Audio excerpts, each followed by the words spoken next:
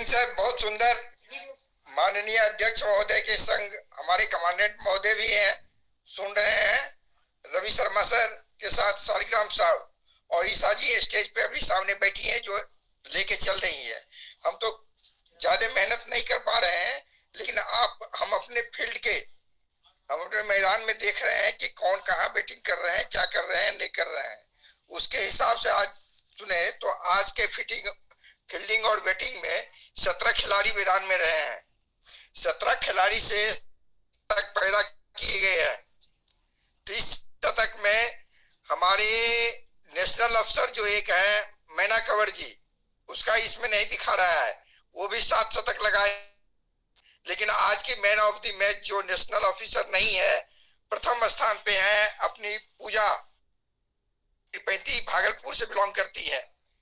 आज के man of the match वो है।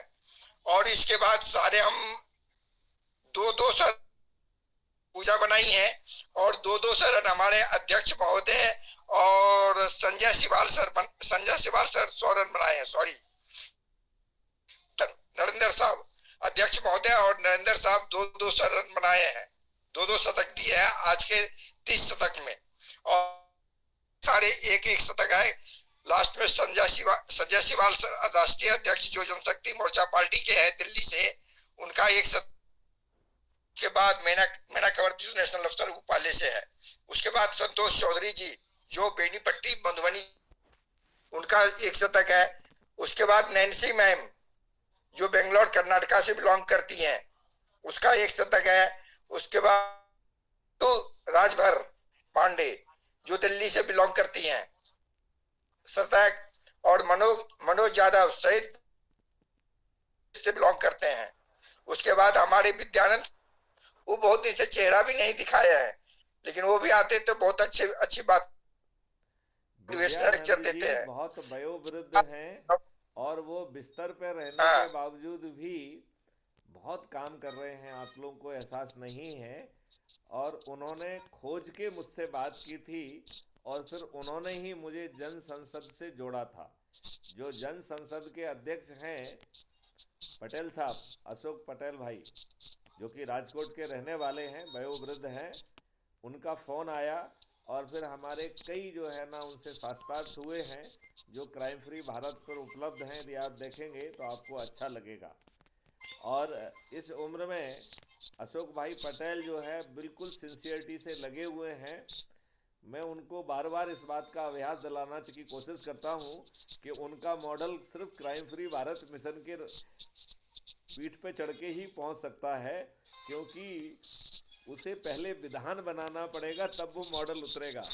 और मैं उनको ये भी समझाता हूँ कि क्राइम फ्री भारत तो बहुत पहले से उद्घोषित किए हुए है कि पार्टी विहीन प्रजातंत्र आएगा और खर्च विहीन चुनाव व्यवस्था आएगी, जहाँ पर खर्च करना अपने आप में संज्ञेय अपराध होगा।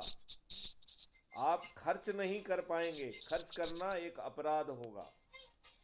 और इसमें चुनाव जो है एक बार नहीं 2 बार होगा। पहले लेजिस्लेचर का चुनाव होगा और फिर लेजिस्लेचर से पॉलिटिकल एग्जीक्यूटिव का चुनाव होगा, जिसे हम राष्ट्र नेता कहेंगे, राजनेता नहीं कहेंगे।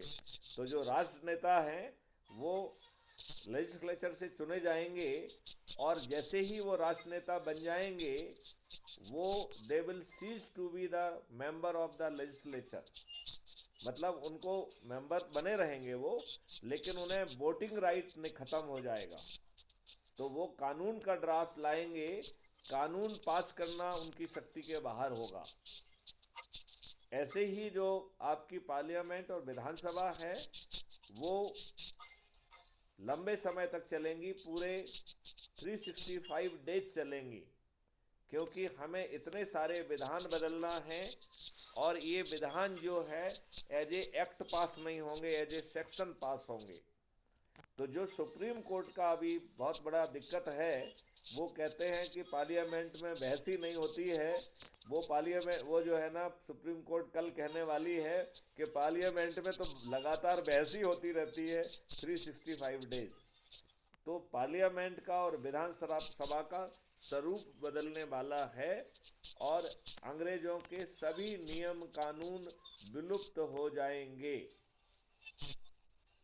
जो अंग्रेजी राज्य ने घृणित प्रशासनिक और जुडिशियल व्यवस्था रखी है, जो देखने में सुंदर दिखती है, जहां हमारे चीफ जस्टिस ऑफ इंडिया को ये कहना पड़ता है कि इस देश में न्याय जो है सिर्फ अमीर लोग खरीद पाते हैं, गरीबों के लिए न्याय नहीं है।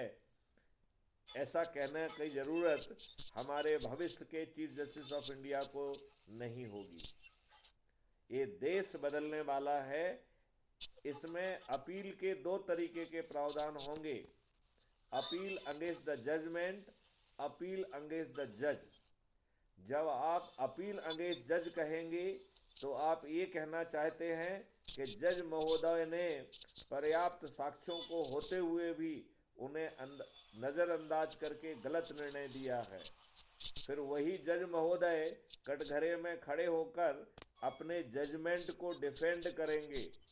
यदि वो अपने जजमेंट को डिफेंड नहीं कर पाएंगे तो उन्हें महाअभियोग से अभियोजित कर दिया जाएगा और उन्हें कंपनसेशन भी देना होगा।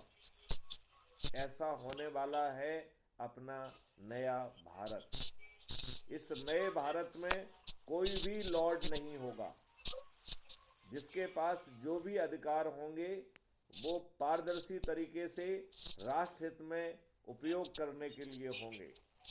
यदि गद्दी पर बैठे हुए लोग अपने विवेक का सही ढंग से उपयोग ना करके किसी अल्टेरियर कारण से यदि गलत निर्णय लेंगे तो प्रशासकीय दंड के साथ साथ उनके गलत निर्णय लेने से जो क्षति हुई है वो क्षतिपूर्ति भी देना होगी।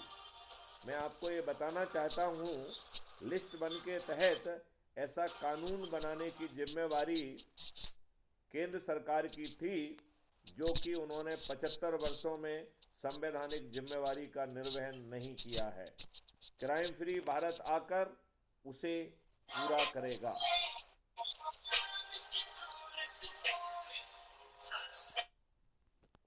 आपको कुछ बहुत सुंदर साहब। अब इसके बाद 9 नंबर पे आया है